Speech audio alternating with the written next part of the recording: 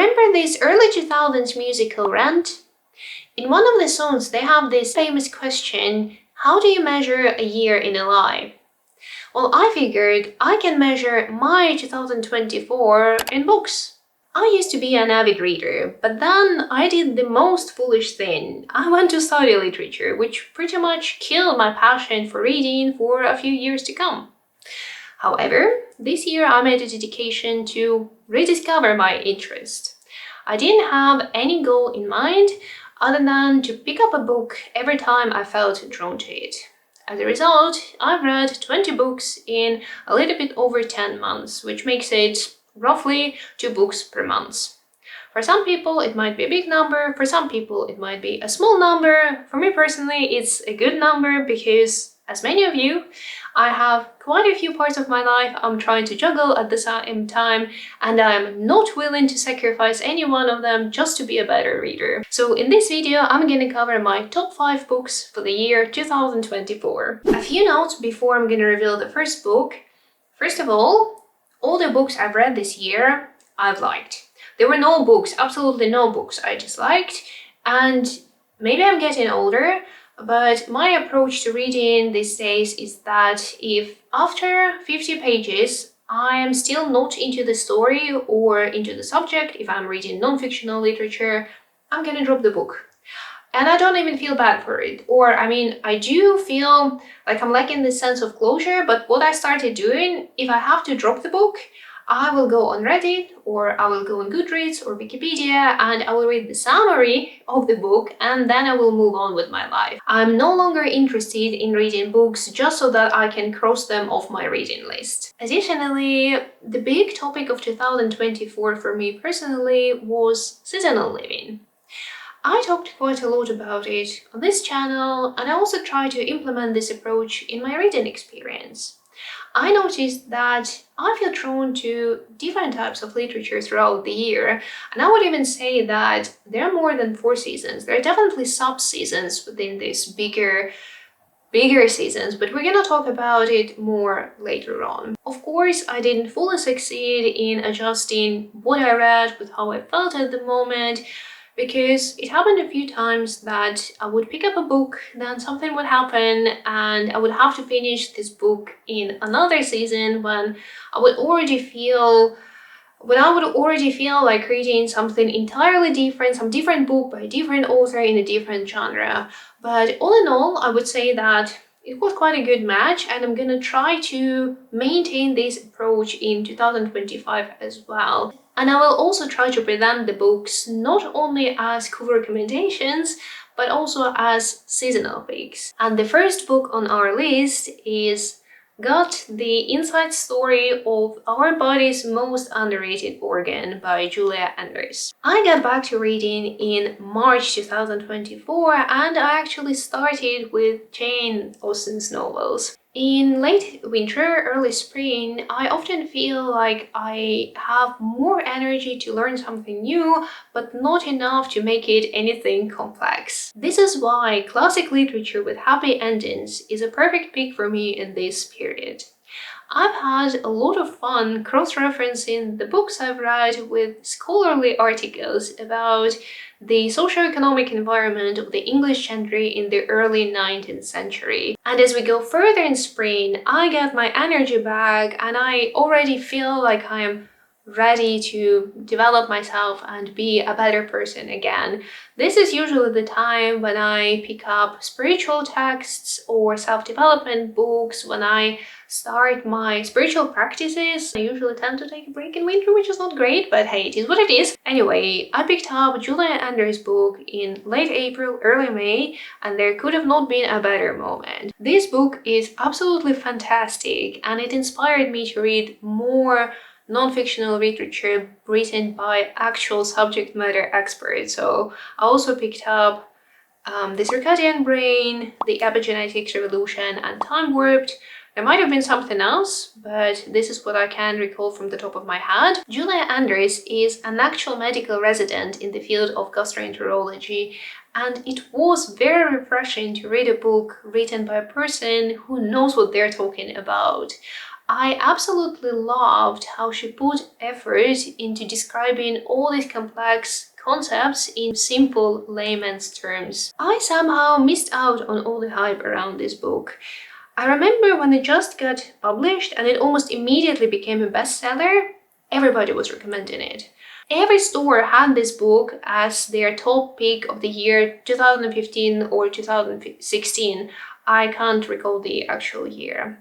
And I just couldn't find time nor willingness to read it. Now that I've read it, I'm wondering, why have I not done this earlier? This book is so well structured and so witty. It presents the gastrointestinal tract as our second brain, and there is plenty of information there. I took so many ideas and so much inspiration from this book. Especially for your learning season, whether it's in spring or in autumn, it might be a great fit.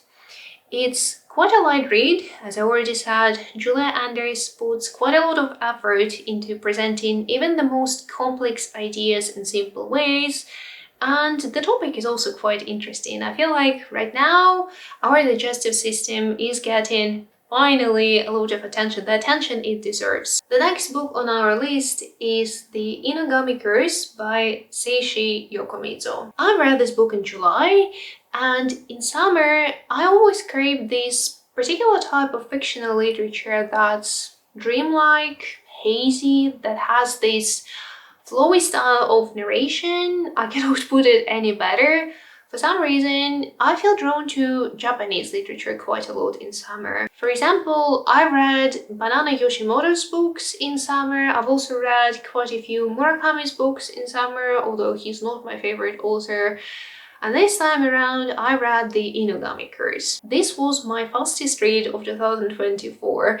As soon as I started reading the book, I couldn't put it down, and I finished it in 2 days. It is a murder mystery, but I would say that you guess quite early on who the culprit is, and it is not this whodunit side of story that is so appealing, but rather the family mysteries, because there's a lot of family drama and a lot of additional layers of intrigue on top of this murder mystery story. There is actually a movie based on this book. It's called The Inugami Clan, and it is now considered a classic. But I personally am not a big fan of this type of movies. I actually get scared quite easily, so I figured I'd rather read a book than watch a movie. But if you are interested in the idea but you don't feel like reading the book, although I would still recommend it, you can watch a movie. Also, I absolutely loved Seishi Yokomizo's style. Even though the story was set in post-war Japan, somehow it reminded me of a lot of Agatha Christie's novels. Of course, I've read this book translated, so maybe that's why, but in any case, I really appreciated this timeless aspect of the writing style. The third book is A Walk in the Woods by Bryson. This book I read during my annual vacation, which this year took place in August, and it really helped me process my emotions connected to the end of summer and sort of give me a sense of closure. It really helped me see how one season is slowly transitioning into another, how the nature changes during this transition, how this change also affects people. When it comes to A Walk in the Woods, or I guess generally to Bryson, people either love him and this book or hate the book. I definitely belong to the former category, but I have encountered quite a lot of critique on the book, especially from, I guess, professional hikers. And it's always important to remember that this book is not a hiking manual. The whole point of the book is an average man's attempt at doing something that even professionals might struggle with. And in that department, it delivers 100%. This book is very witty, very amusing. I chuckled quite a bit at Bill Bryson's observations at the pricing of hiking equipment or some wannabes hikers. It really brightened my day. It is also very inspirational. I remember reading this book and thinking to myself that, okay, maybe I should also try some longer hikes. This book is also packed with otherwise useless but quite interesting information. There's a lot of history factoids, a lot of information on the flora and fauna of the Appalachian Trail, a lot on geology, and overall it is quite an engaging read for the most part of the story. The next one on our list is Anne of Green Gables. We are now moving into autumn, and this year I was particularly excited about this season. I remember I even looked up autumn movies, autumn books, autumn songs, and of course Anne of Green Gables was on this list. Somehow I've never read this book before. I've read Tom Sawyer and Huckleberry Finn as a kid. The latter was such a bore, by the way, but yeah, somehow I never came around to read Anne of Green Gables.